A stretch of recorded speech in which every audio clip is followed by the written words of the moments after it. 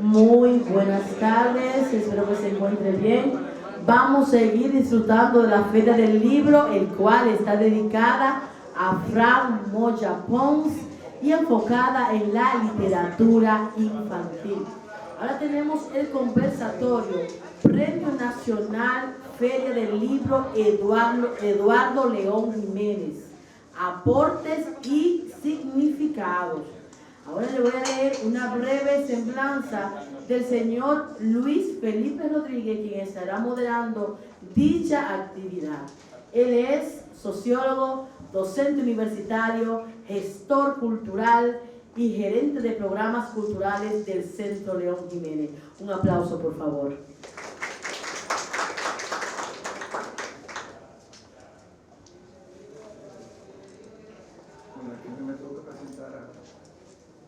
A los actores protagónicos de este encuentro.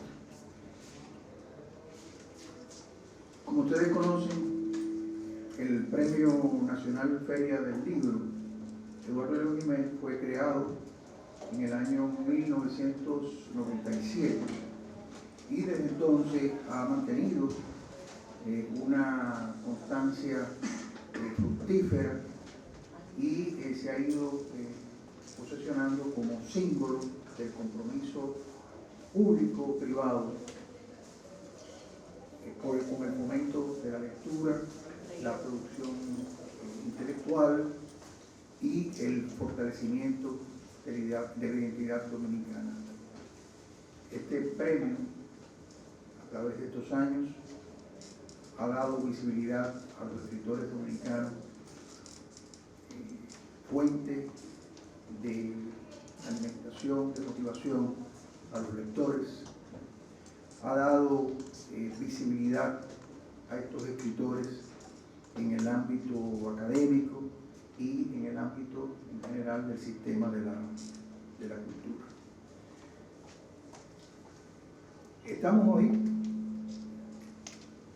convocados para conversar sobre una obra premio del 2025 que apunta a ser imprescindible para la historiografía dominicana. Yo diría que especialmente para quien quiera entender la economía colonial desde una perspectiva fiscal, monetaria y poblacional. Quienes hemos tenido la oportunidad de acercarnos a la obra sabemos que es sólida, bien documentada y ofrece muchas bases y motivaciones para continuar la investigación sobre el tema. Los jurados que premiaron esta obra, creo que tenemos dos de ellos aquí, ¿verdad? Tenemos a la señora Natalia González Tejera y tenemos a Priscila Velázquez Rivera, que va a ser justamente quien va a conversar con el profesor Amadeo Julián. El otro jurado fue Tulio Cordero, que no está entre nosotros.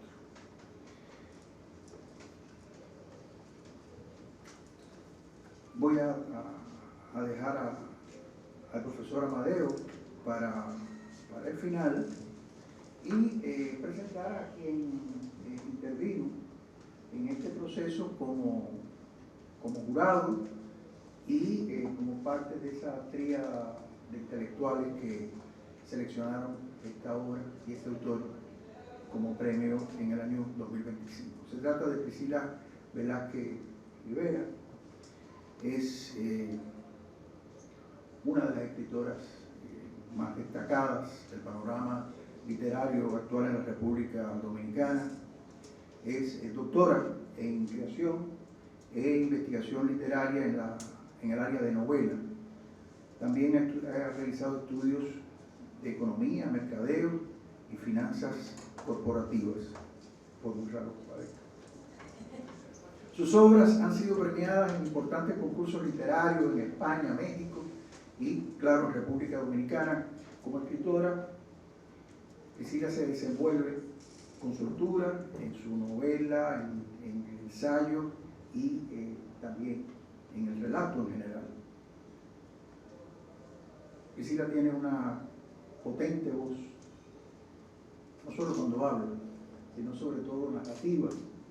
Muestra un rigor imaginativo y una impecable estética literaria que goza la filigrama del lenguaje.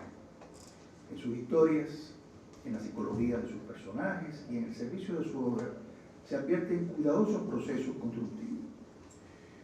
Priscila como autora ha incursionado también en el género dramático, como productora y codirectora de piezas de teatro, en Bogotá, la valiente pionera en el 19, detrás de la cortina, en el 18, y en Santo Domingo, sus novelas La cuna del escorpión, que es del 22, y Luz rabiosa, que debe ser la última, ha sido llevada al teatro y su adaptación a escena ha obtenido amplia ovación para todos, de todos aquellos que han tenido la oportunidad de estar presentes.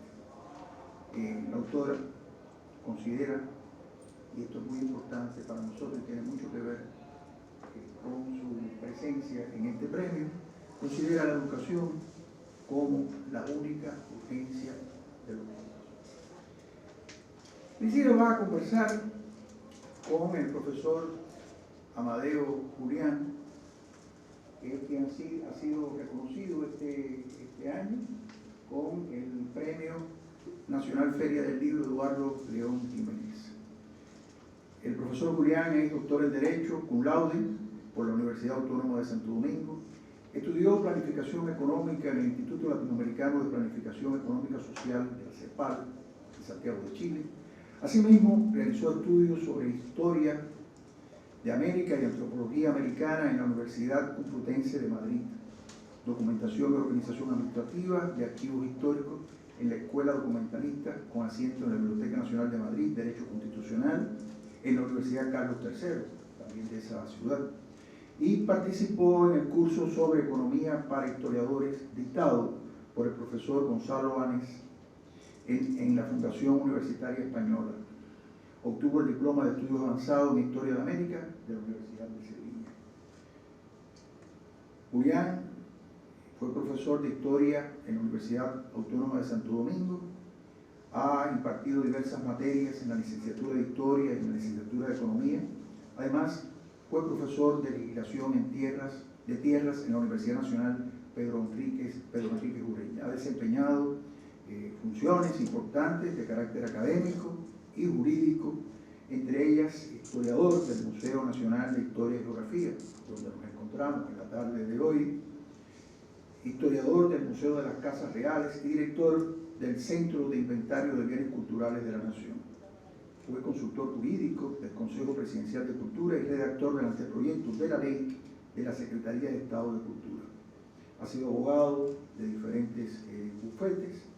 Es autor del libro Bancos, Ingenios y Esclavos en la época colonial, ganador del Premio Nacional de Historia en 1996 y este es un dato muy importante, y del Premio de la Feria Nacional del Libro Eduardo León Jiménez en 1998. Con este dato significamos que es de todos los premiados el segundo intelectual y escritor dominicano que obtiene 2 premios en este Premio Nacional Feria del Libro Eduardo León Jiménez. También es autor del libro El contrabando de esclavos de Santo Domingo y la fuga de esclavos de la colonia francesa a la colonia española de Santo Domingo, editado por el Archivo General de la Nación en el 2022. Es miembro de número de la Academia Dominicana de la Historia, miembro de número de la Academia de Ciencias de la República Dominicana, miembro de la Asociación de Historia Económica del Caribe y miembro correspondiente de la Real Academia de la Historia de España, de la Academia Paraguaya de la Historia, de la Academia Colombiana de la Historia, de la Academia Puertorriqueña de la Historia, de la Academia de la Historia de San Germán, Puerto Rico, y de la Selección Académica de Historia y Geografía de la Casa de la Cultura Benjamín Carrión de Ecuador, con una obra monumental en el campo de la historia económica, de forma muy especial. Amadeo Julián, con esta obra, de la cual vamos a conversar un poco hoy, nos deja un legado más a la historiografía y a la cultura dominicana. Yo pido para ambos, pero especialmente para el profesor Amadeo Julián, antes de empezar este conversatorio, un gran aplauso.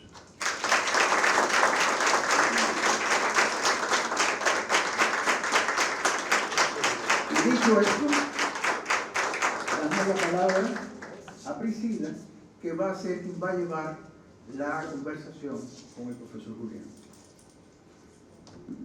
Muchas gracias, Luis Felipe, por esa generosa presentación. Gracias al equipo organizador de este encuentro. Gracias, doctor Amadeo Julián, por este maravilloso legado literario que nos hace. A ustedes, a cada uno de ustedes, señoras y señores, gracias por acompañarnos en esta tarde, donde vamos a emprender un viaje a través del tiempo. Porque ¿no es acaso eso lo que hace el historiador? Enlazar el presente y el pasado a través de las páginas. Pues sí.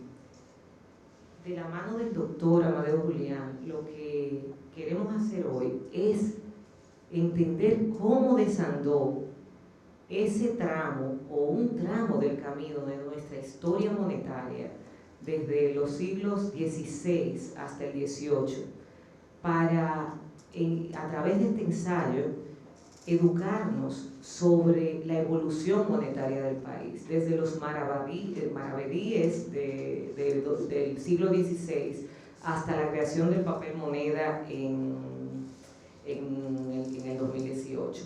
Y lo hace, que es lo interesante, cohesionando cifras con la historia de hombres, y también con las pulsiones sociales, que son variables indefectibles en la ecuación de la evolución económica. Antes de empezar el conversatorio con el doctor, me gustaría que al salir de aquí todos nos llevemos algo, y es la respuesta a 4 preguntas que me hice, que son fundamentales y que me hice yo como lectora antes de iniciar la lectura de este libro. Y son las siguientes. Primero, ¿qué dimensión de trabajo hay detrás de un volumen de 509 páginas como este? Segundo, el rigor académico, el rigor que hay de investigación detrás de una obra de creación, independientemente de la que sea, pero sobre todo en el ensayo. Tercero, ¿cuál es el aporte y el significado de esta obra para la nación dominicana? Y cuarto, ¿quién es su autor? ¿Quién es su autor? Porque presiento que hay una vocación, un humanismo en su vocación. Y cuando digo presiento, lo digo porque yo no conocía al autor. Yo conocí al autor de la mejor manera que puede hacerse, a través de esta obra. Y una obra titulada Economía, Circulación Monetaria, Población y Real Hacienda en Santo Domingo, en los siglos XVI, XVII y XVIII, con un título tan largo como La Cándida Heréndida de Gabriel García Márquez, cuando nosotros estamos casi todos acostumbrados a la inmediatez, al consumo de información en breves segundos, me pareció interesante, no solo desde que vi la impecable edición por parte del Archivo General de la Nación, sino cuando leí los capítulos. Entonces, lo interesante es que ese volumen, pese a parecer denso, es ameno, es una lectura profundamente amena e interesante, sobre todo tratándose de ese tema. Entonces, doctor, la primera curiosidad que tengo es sobre el tema. ¿Cómo nace el tema de la historia monetaria en esos siglos? ¿Y cuándo le surgió la idea? tardes.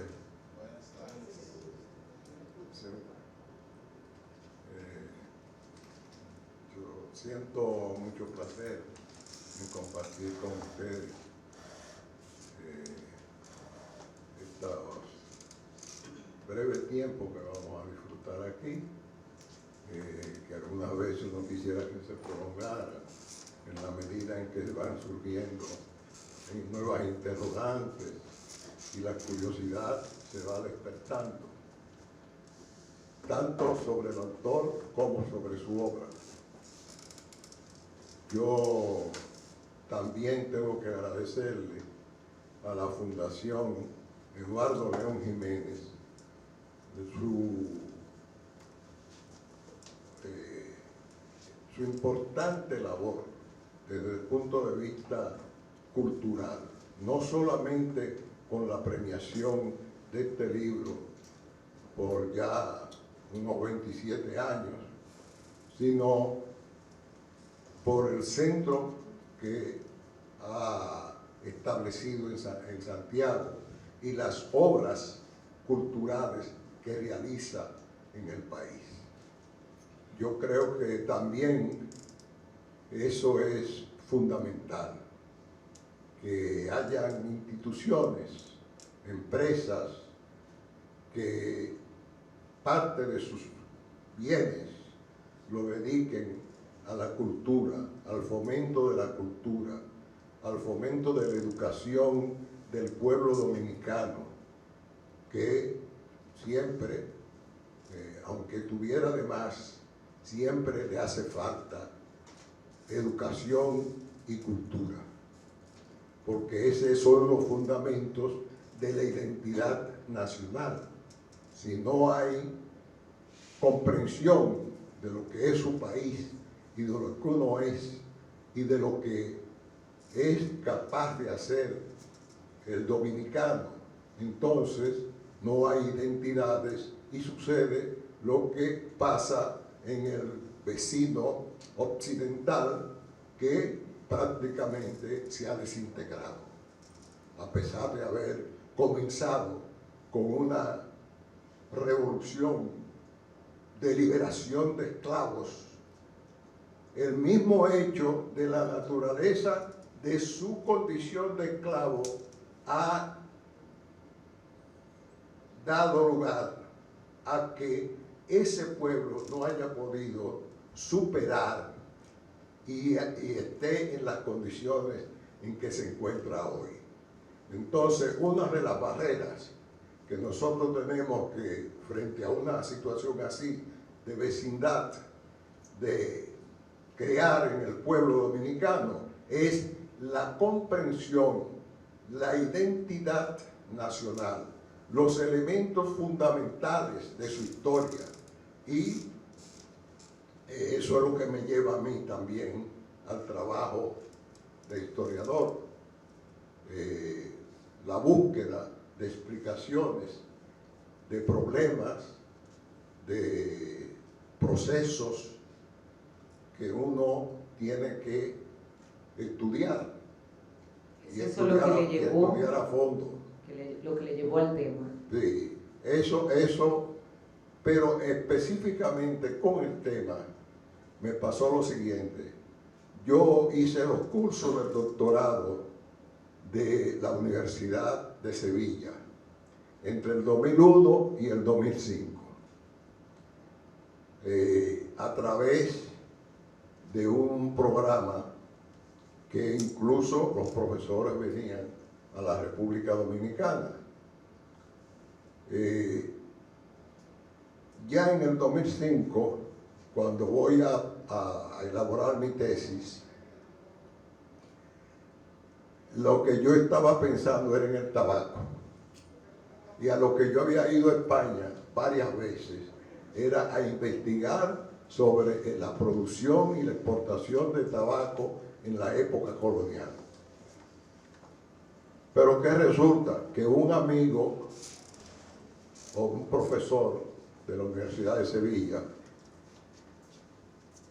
me vio el interés del tabaco y parece que a él eso fue lo que le despertó también el interés. E incluso en su primer trabajo sobre el tabaco, un artículo, él no superó no llegó a formar un libro, una obra sobre la investigación del tabaco en Santo Domingo en la época colonial, pero publicó 2 o 3 artículos importantes. Y en el primer artículo dijo una nota: yo sé que Amadeo Julián de la República Dominicana ha estado en Sevilla y somos amigos varias veces, y que él está investigando sobre el tabaco, pero resulta que a mí me interesa también, me dice él, escribir sobre eso, investigar, y se me ha también despertado la curiosidad. Figúrese, en Sevilla usted camina una cuadra y está en el Archivo de Indias. Para un dominicano ir al Archivo de Indias tiene que coger por lo menos un avión de aquí a Madrid y de Madrid a Sevilla para poder llegar. Pero de todos modos, cuando hice los cursos de la Universidad de Sevilla para el doctorado y se presentó esa dificultad, entonces yo entablé una muy buena amistad con un profesor que no vino al curso, pero era una especie de supervisor del curso y también un orientador para las cuestiones de la tesis. Él fue un agente, si se quiere llamarle así, de relación entre el amigo que escribía sobre el tabaco y yo, porque yo le dije, yo no voy a hacer una tesis ya, porque ya él se llama Antonio Gutiérrez Escudero, ya Antonio ha trabajado sobre eso, se me ha adelantado. Bueno, pero de todos modos, yo abandoné por el momento, porque tengo toda la documentación que yo, en todos los años que yo fui a España, pude encontrar en los archivos españoles. Y tengo pendiente escribir una historia del tabaco, su producción y su exportación a Sevilla. Será bienvenida y maravillosa. Y como tengo pendiente también hacer una obra que tengo muchos años acumulando información sobre el ingenio de las aguas. Ya yo he hecho 2 trabajos sobre ingenio. Uno sobre el ingenio de Boca de Nigua y otro sobre el ingenio del virrey don Diego Colón. Entonces, pero una pregunta que me parece interesante que nos regale esos 2 temas que serán maravillosos, el del tabaco y de las aguas. Sin embargo, ¿cómo llega, me pregunto, cómo llega del tabaco, luego que su amigo se le adelanta, a la historia monetaria dominicana? Bueno, la historia monetaria, porque también me interesaba la historia monetaria de donde quiera que uno trabaja, a pesar de que hay profesores como el profesor Ruggiero Romano, que se murió pero muy conocido en la historiografía, profesor en París de dominicanos que estudiaron historia, pero Romano sostiene la tesis que en América Latina, en la época colonial, no hubo una economía monetaria, esa es su tesis, sino que era una economía natural. En el sentido, se le llama economía natural a la economía que funciona a base del trueque. Entonces, a pesar de eso, una vez yo estando en el Archivo de India, me encuentro con creo que era argentino, y me dice, ¿qué tú estudias? Digo, bueno, yo estoy ahora trabajando en cuestiones monetarias. Pero tú conoces la obra de Ruggiero Romano. Sí, yo la conozco. Y es a pesar de esa de esa tesis de Ruggiero Romano, que yo quiero estudiar ese tema. Y lo logró, porque realmente es un ensayo que ha sido, que está hecho con un rigor y con unas citas que son ventanas para nuevas lecturas posibles. De hecho, a mí me pasó que leyendo, me llamó la atención Miguel Ángel Ladero, Quesada, que usted lo cita mucho y que es un autor que se repite en el texto de la Casa de la Contratación de las Indias, y ese uso recurrente de fuentes primarias. Un libro sobre el primer oro de América. Así es, y eso me llamó mucho la atención porque leí también en una entrevista que usted le concedió a José Rafael Sosa en Acento, que solo la redacción de este libro, y no lo dudo, le tomó de 4 a 5 años. Entonces yo digo, si esto fue la redacción, que sabemos el que escribe, que es escribir, borrar, reescribir, con un aparato tan meticuloso, con una arquitectura argumentativa también estructurada, ¿cuánto tomó la investigación detrás de este libro? Yo el año que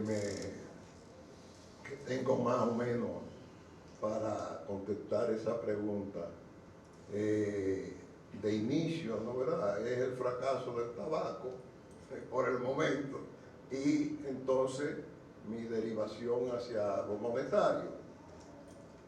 Vamos a ponerlo desde el 2005, 2006, por ahí. Y yo terminé eso, terminé ese libro, se lo presenté al profesor Roberto Casá, que es el director del Archivo General de la Nación, en el 2019. Y porque ellos tienen dificultades, ¿verdad?, una institución pública, en la cuestión del financiamiento de las ediciones. Y en mi caso, él inmediatamente me dijo, el procedimiento es que tenemos que evaluarlo, pero contigo no hay eso. No hay.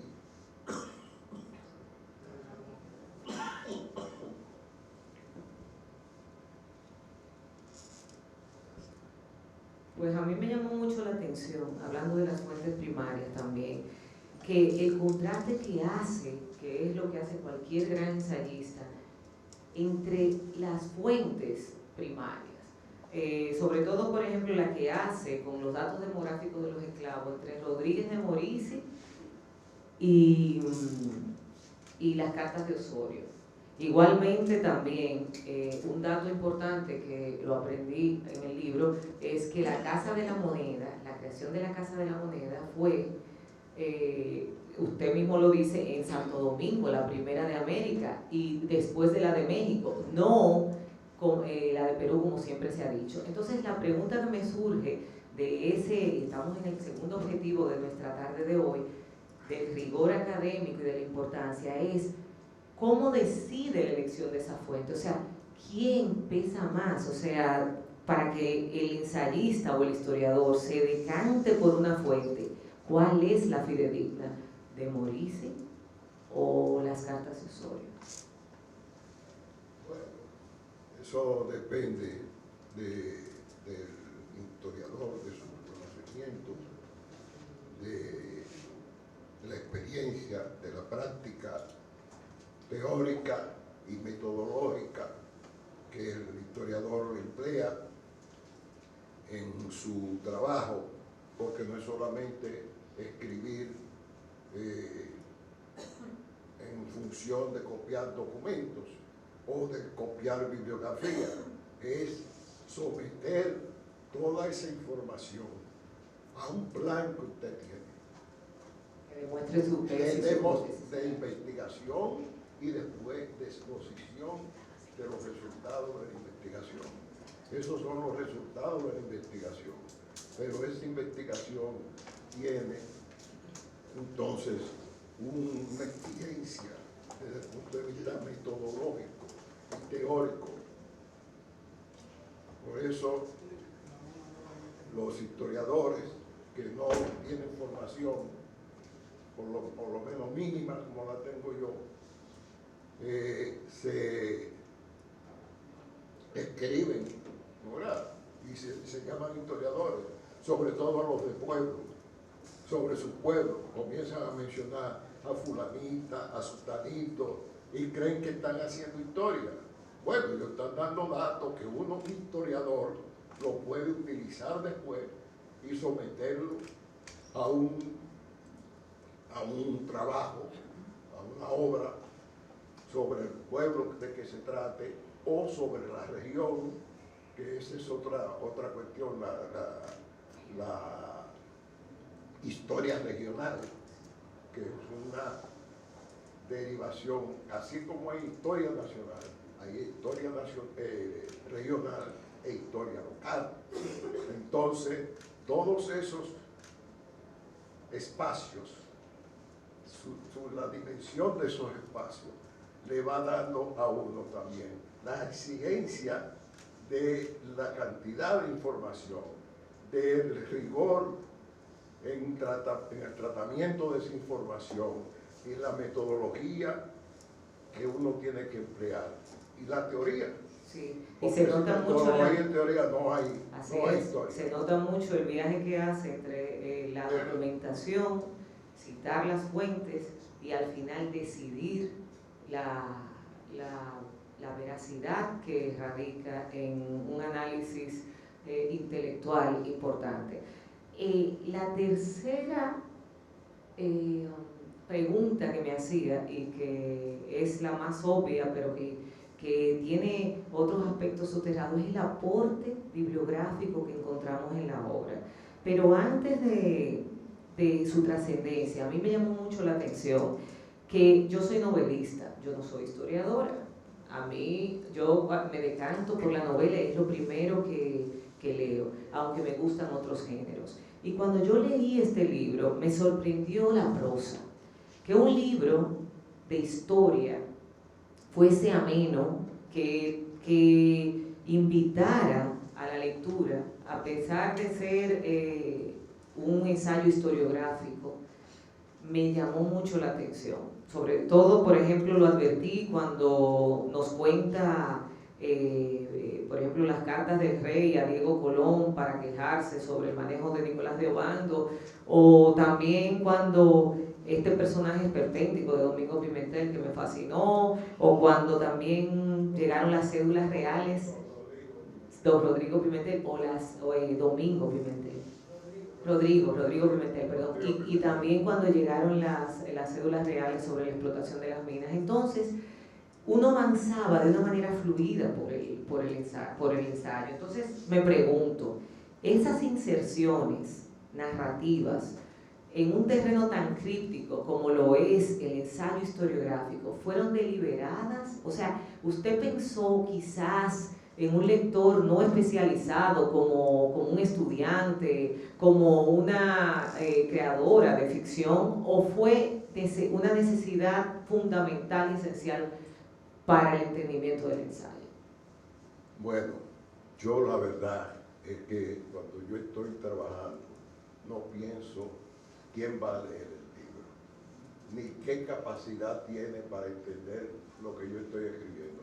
Trato de escribir de la forma más comprensible posible, ¿verdad? Que lo pueda leer y entender cualquier persona. Pero eso es una atracción, cualquier persona. Y la norma es una abstracción también, porque yo no puedo medir la capacidad de las personas que están aquí y yo le doy a leer el libro para la comprensión de ese libro por primera vez, sin ellos haber tenido noticias de ese libro nunca. Y además porque hay desigualdades en la formación de las personas. Pero yo ahora con su pregunta me surge así. Hay ahí parte de mi formación jurídica. El abogado y el juez sobre todo, yo que fui juez de la Suprema Corte, tiene una cuestión de la, no como el historiador, pero trabaja con hechos, trabaja con pruebas, hay que demostrarlo, hay que exponer eso en una sucesión, en una narrativa, ¿no?, judicial, desde el punto de vista jurídico.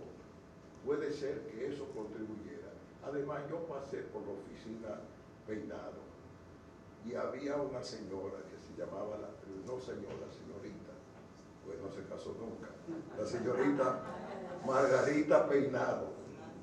Todo lo que uno hacía tenía que irlo donde ella, su escritorio, para que ella lo revisara, y era exigente, una revisión exigente, y uno se esperaba entonces en exponer las cosas lo más claro posible y fundamentado para que ella no le hiciera observaciones. Yo creo que todo eso viene funcionando detrás de mí. Definitivamente se evidencia, doctor, en su ensayo.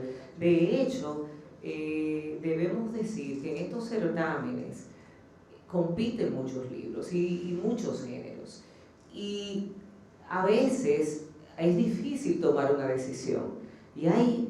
Pero hay características importantes que no pueden evitarse o eludirse, que son la trascendencia del libro y el aporte bibliográfico. Y en el caso de esto, no solo estamos hablando, y es algo que yo descubrí o que descubrimos, no solo estamos hablando del aporte que se hace por ese nivel tan comprensible del tema que se trata con los estudiantes, con un público investigador o académico nacional, sino que cualquier público interesado en la historia monetaria colonial, o sea, alguien del Caribe, iberoamericano, puede también usar esto como fuente.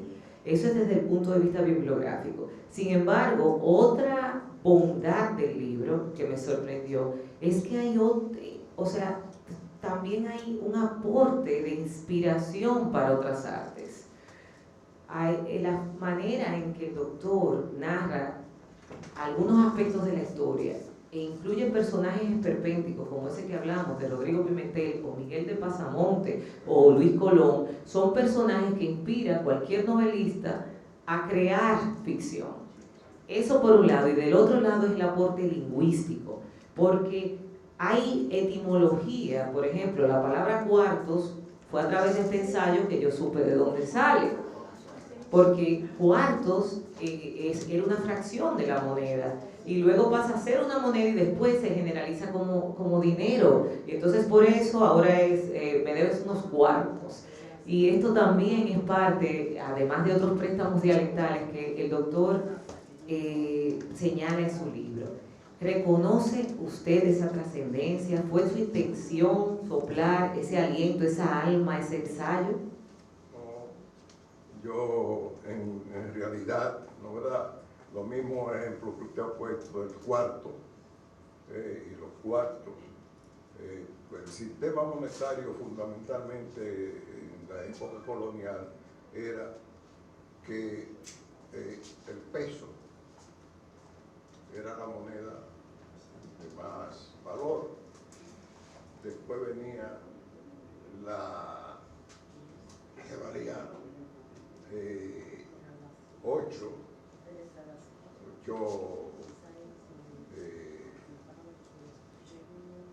y el maravedí, que valía 375, un peso valía 375 maravedí.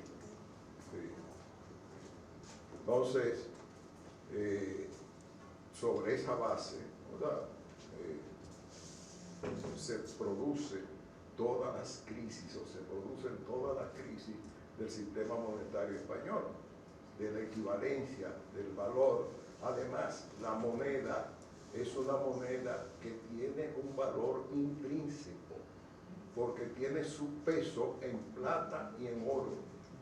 Cuando no lo tiene, cuando se produce la crisis, cuando se habla de moneda mala es porque no cumple en la cantidad de cobre que debía tener, de cobre, que era el metal menos valioso. El metal más valioso, como sabemos hasta el día de hoy, es el oro. Y ese incluso todavía sirve de base a los sistemas monetarios, porque los bancos centrales tienen recursos. Ahora mismo Petro le está haciendo no la guerra, el que se la está haciendo la guerra es Trump a Petro, pero Petro se está defendiendo con las reservas monetarias en oro que tiene Colombia, porque habían tratados para ayuda, para asistencia de los Estados Unidos, y este señor de buenas a primeras dice que ya esos tratados no se van a cumplir. El Trump, que es una cosa desatada, que no se sabe cómo llamarle. Lo interesante, doctor, es cómo la historia y cómo esos hechos que ahora son actuales y que pasarán a la historia después, reviven y resaltan y nos mueven en diferentes aspectos, no solamente históricos, sino sociales y humanos. Y hablando de humanos, el cuarto punto que les prometí que íbamos a ver esta tarde era ese presentimiento del humanismo que había en la vocación del doctor. Y es que desmenuzar estos hechos de la forma que lo ha hecho para comprender mientras él escribía y para que nosotros comprendamos, remite a su habilidad y a su vocación de profesor. Y eso es una maravilla. Entonces yo creo que por mi parte quedan satisfechas todas mis preguntas, que estoy muy feliz de conocerle a través de su obra primero y ahora también, que lo único que queda es que usted me dedique este libro.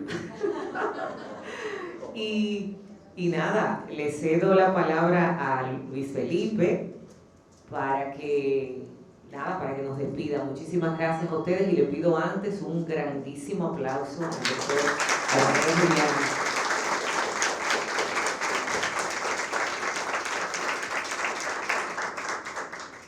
Bueno, yo había pensado en una pregunta que no la voy a hacer. Nos la vamos a llevar a casa y nos la vamos a responder nosotros mismos con la lectura del libro. La historia es un ejercicio de memoria y la memoria es un ejercicio de supervivencia y es imprescindible para entender el presente y interpretarlo y seguir adelante. Entonces, creo que nosotros como lectores debemos preguntarnos qué nos enseña este libro a los dominicanos de hoy para entender este presente y para mirar hacia adelante. Doctor Amadeo Julián, escritora, doctora,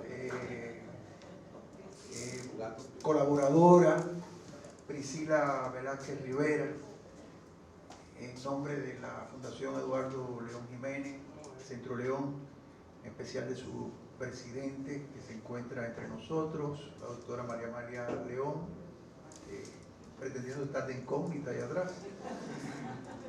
Les agradecemos muchísimo la disponibilidad, la gentileza y el entusiasmo con que acogieron esta idea de venir hasta aquí, a este marco de la Feria Internacional del Libro, a conversar con todos nosotros. Muchísimas gracias y gracias también a ustedes por habernos acompañado.